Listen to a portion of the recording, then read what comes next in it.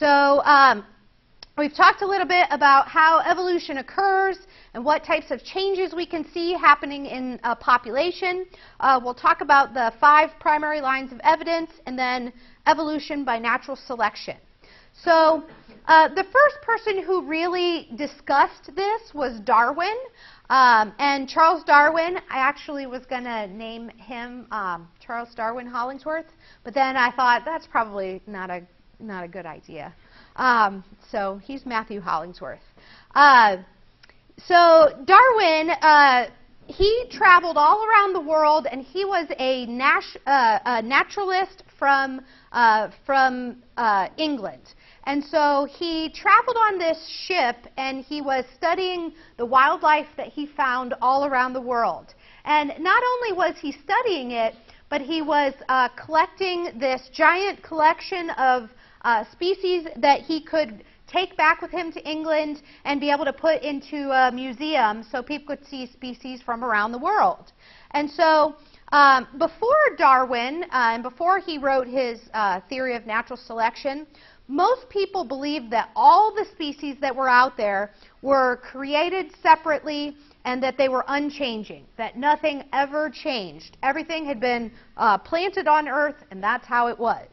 And so Darwin asked questions about this. He said, well, you know, there's not exactly evidence of that. And so he started to read a lot as he started off in medical school, but he found that he didn't like blood. And so he decided to become a naturalist. And so some of the people that he read about that influenced him, if you want to go back to the old white guys with crazy hair type of example, George Buffon suggested that the Earth was much older than previously believed. So he was a geologist, and so Darwin studied geology, and Buffon said that the Earth had to be at least 75,000 years old. So he studied the way that rocks changed, and he knew that the Earth wasn't 6,000 years old, and so Button's first book was basically saying the Earth is older than we think it is. And then George Cuvier, he documented fossils that he found, and those showed extinction.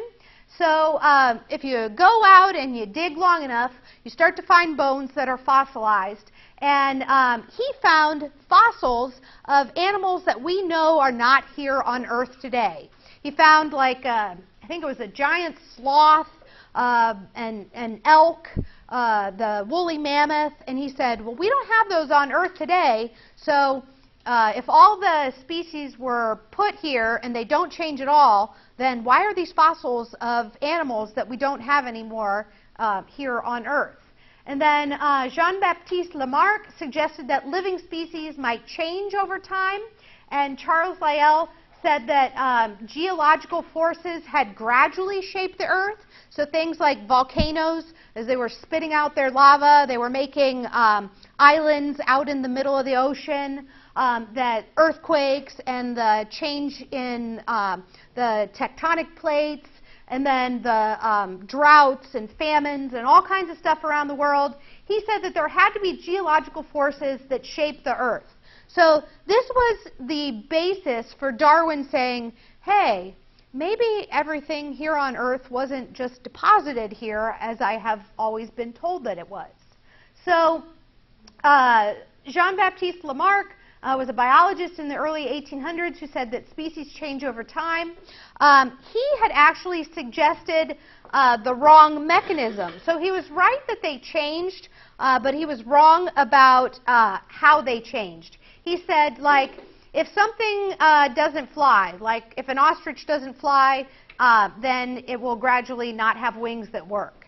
And so he was right that ostriches don't fly, but he was wrong, not in that they don't use them, but that it wasn't something that helped them to survive and reproduce and pass that trait onto their offspring. And so the other one, Charles Lyell, geological forces shape the Earth. We all know that that's happening. We all know that rocks slide down as they go downhill.